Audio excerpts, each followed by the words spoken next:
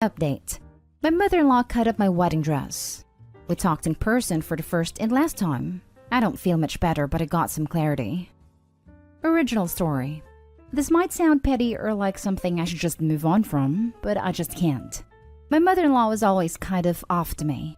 I wouldn't say we had a bad relationship, but she wasn't very welcoming or interested.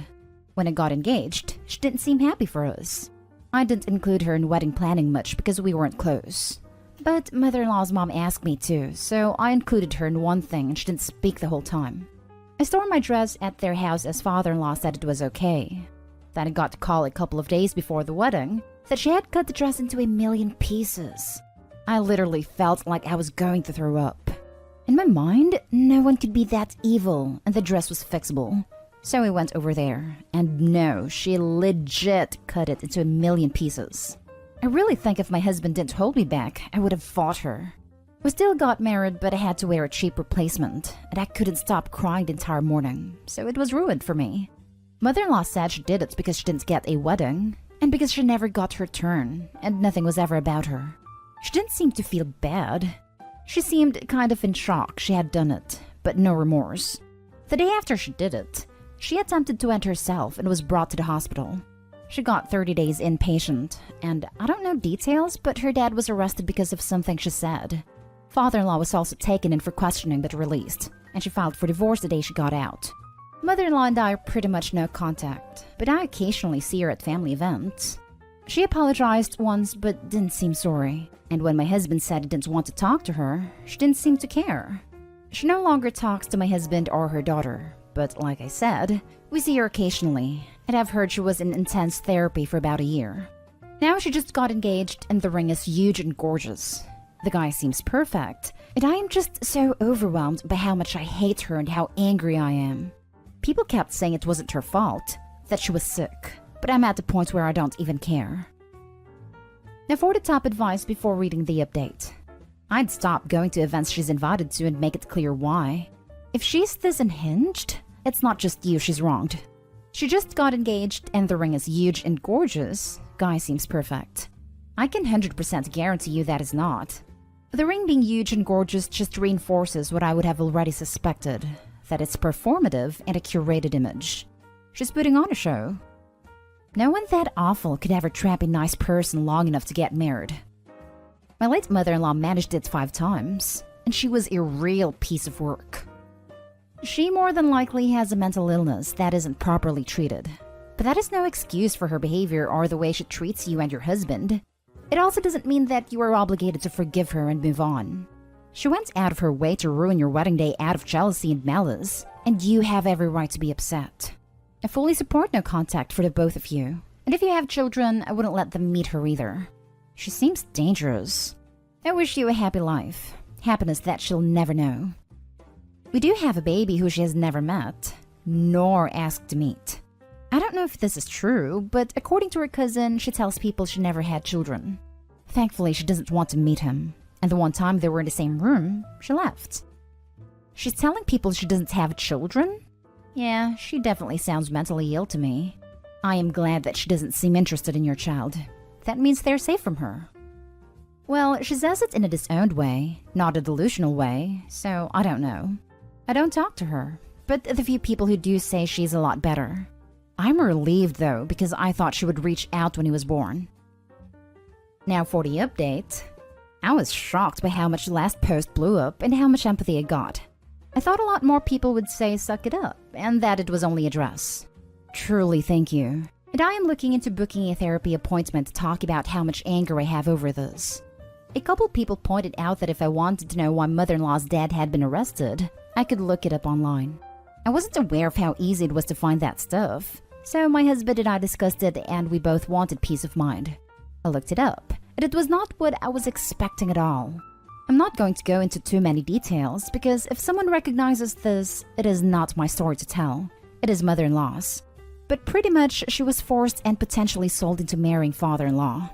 We both immediately felt sick because we let father-in-law and mother-in-law's mom around our toddler son. We are still close to father-in-law and our son adores him. I really felt like for my son's sake that I needed clarity. I asked the cousin mother-in-law was close to.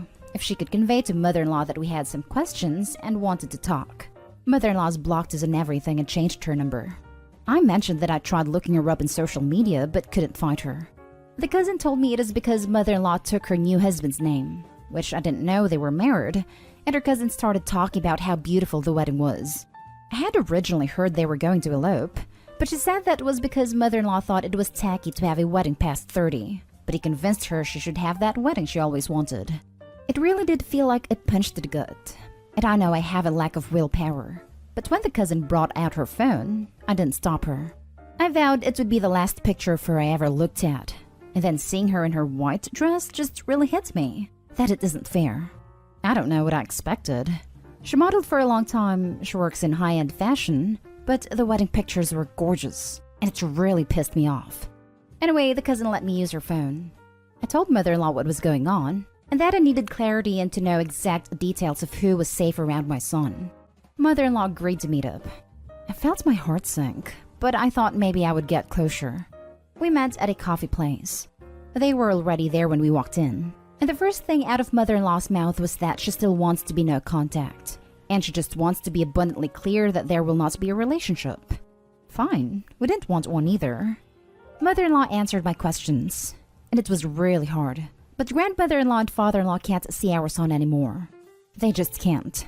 I don't think they are safe people, and mother-in-law provided evidence for the stuff she was saying, which honestly made me sad for her because I never doubted. Mother-in-law then brought up the wedding dress on her own. She said she snapped because it was another thing she was forced to pay for, and she was tired of working so hard so everyone else could have things she couldn't. She felt that we watched and aided in her mistreatment, which I don't think is fair because while there were a lot of red flags, there's a lot of stuff we didn't know about. Pretty much all of this mistreatment was a way to keep her under control so her parents and father-in-law could take her money, and mother-in-law did not want to pay for the things she did for her kids, such as weddings, cars, and house for sister-in-law. She brought up that she never got her turn because she was sedated when she married father-in-law. She never got to do stuff like proms or birthday parties because of modeling, and she said cutting the dress was cathartic. My husband pretty much told her to shut up because he knew it was upsetting me. Mother-in-law's husband pointed out that we pulled up in a car she bought and said we are both pieces of crap for still driving it. Mother-in-law was quiet for a while and just put her head down on him. It was super awkward and I wanted to leave. Finally, her husband said that it is kind of funny because everyone got what they deserved. She finally got her wedding and I know he was implying that we got what we deserved. He asked if she wanted to go. She said yes and walked out without saying goodbye to my husband. On one hand, I understand that mother-in-law did not agree to have him and views him as something she was forced to do so her parents could control her money. But it makes me mad that she acts like he was a partner in this crime. We are going to have to cut a lot of people out. There are a lot of details I didn't share and they just aren't safe people. What happened to mother-in-law is like something out of a horror movie. They all know but gaslit her for years. Honestly, I wish her the best in the sense that she deserves a life. And I know a lot of people are skeptical about the new husband, but he seemed very sincere. I wish her the best in life. But I'm pissed she got the wedding after she ruined mine. I told the cousin that I do not want any more updates. And for my mental health, I will no longer attend events she is at. Have you considered renewing your vows so you can get the dress of your dreams and have a little do-over? We are thinking about doing that for our 10th. You should do it and have the wedding you want. You will get what you deserved. Your mother-in-law was traumatized and proceeded to take it out on her children. It's a shame, but you're definitely better off without her in your life. If she's such a mess that she enjoys ruining her son's wedding for the audacity of being born, there's no maternal relationship to be had. This isn't to diminish what happened to her at all. Like I said, have a nice life. See you never. Meanwhile, I think you need to look out for your husband. As distant as he may have been with his mother, he's lost her now. He's lost any normalcy with his father and grandmother. He's probably going through some really rough times, so be there for him. I don't know that take it out on her children or enjoys ruining her son's wedding appropriately illustrates the complex trauma of being forced to pay for and rear the progeny of your violator. Like, it sounds as though the woman was a lifelong pleasure slave. How devastating. And how devastating for Opie's husband. Not for not having good family relationships, but for the kind of sickness that's in his family line. I'd be shocked if someone wanted to continue to benefit from that as well. Now for the next story. Update. I, 30 female, caught my husband, 31 male, in an affair and I don't know how to move forward. Original story. I've suspected things have been going on for a while, but kept brushing it off. I thought he would never do that to me. Since around April, he's been refusing my attempts to have intimacy most of the time, sitting differently on the couch to where he's facing away from me. Little things. It's with one of our good friends. She came to my house a few weeks ago, she's texted me, and she's pretended to be there for me. I found out because I rolled over and they were having a Snapchat conversation.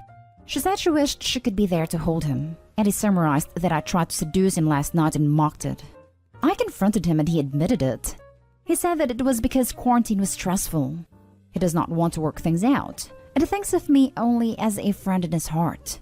When I told her husband, he confronted her, and apparently they actually kissed back in February. I think at that moment that I was never going to be enough for him. We used to be so happy. The week before they kissed, we celebrated Valentine's Day together. He bought us a nice bottle of wine for our anniversary.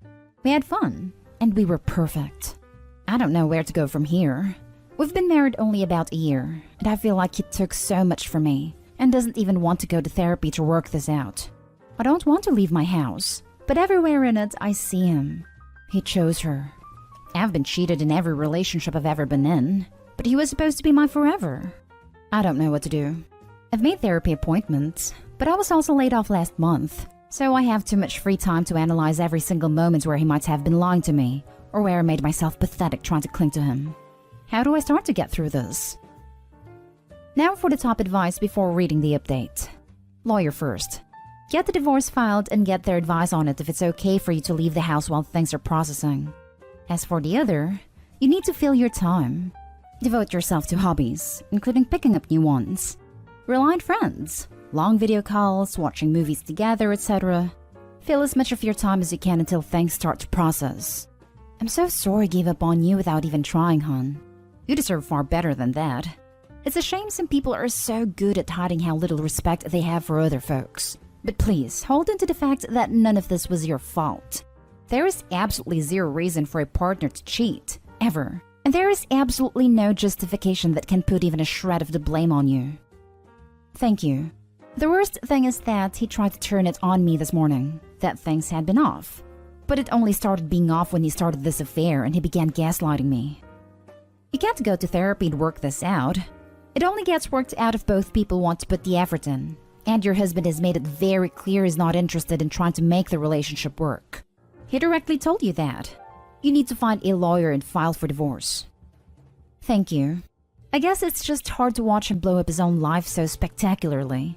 It's like I'm watching a cruel puppet of my husband. Finding out this news is going to be a swirl of emotions and conflicting urges, like a spinning top that's wobbling. But once you speak to a lawyer, start getting your divorce going, lean on friends, family, and potentially personal therapist, you'll start to balance out again. I already have a session booked with a therapist, because holy hell, I'm going to need it. Now for the update. First of all, I just want to thank everyone here for the support I received following my first post back in August. At the time, I truly felt like my world was ending. It was important to me to make this update because I need to tell anyone who's currently going through the same thing that it gets better. You'll get so much better. I had one conversation with my husband since everything happened, by his choice. It lasted maybe 5 minutes and was like talking to a robot. I know from others that he cries to people about how he ruined his life, but I have never once gotten an apology or the same show of regret. At this point, I don't care. I know him and the other woman are still seeing each other, and frankly, they deserve each other. Good for them. While I still feel angry occasionally, I no longer mourn what I once had. Instead, I'm so excited for the life I now get to live. I moved to a small walkable city and gave myself my dream apartment. It makes me so happy to see how I've decorated it, and to just live in a cozy place instead of our old dreary house. I was the breadwinner in our marriage, and it would make me feel awful about wanting to pay for nice meals or do fun things. Since moving here, I've done a ton of foodie fun stuff and don't feel guilty. It's so refreshing. I have dipped my toe into the dating pool again, and had plenty of mediocre dates from dating apps. Recently, I found someone who I've really clicked with, and I'm enjoying how appreciated and desired has made me feel. It's definitely early and we're moving slow, but overall, dating has made me realize that I'm a catch who doesn't have to settle. Therapy has done wonders, and I'm so happy I immediately dove into it. My therapist is proud of me. I'm proud of me. I've stopped looking at being divorced as a failure. He failed, not me. I'm genuinely happy and excited to wake up each morning, and no longer feel like this terrible weight is sitting on my chest. The holidays were surprisingly easy, and I found myself so happy to spend time with my family without having to compromise anything. So all in all, life is good, and there's so much of it ahead. Looking back, I can't believe I wasted so much time thinking about how I could get him to come home. I've made my own home, and my own happiness, and that is worth so much more. I'm going through a breakup that has left me feeling lost and broken. This gives me so much hope for the future. Tomorrow morning, my journey begins as I go talk to a therapist for the first time and begin the road to recovery. Thank you for being so strong and sharing your story so others may find their strength through you. You're amazing. So many people told me things would get better, but honestly, I didn't believe it until I started feeling it myself. Just keep putting that faith in yourself. And remember, you're so much stronger than you think. You've already done the biggest step, signing up for therapy. Yay! Congrats. There's nothing like living alone in your own perfect space, am I right? My bedroom is so damn feminine now, and I live for it. The first purchase I made when I divorced my husband of 8 years. Marriage at 19. Why?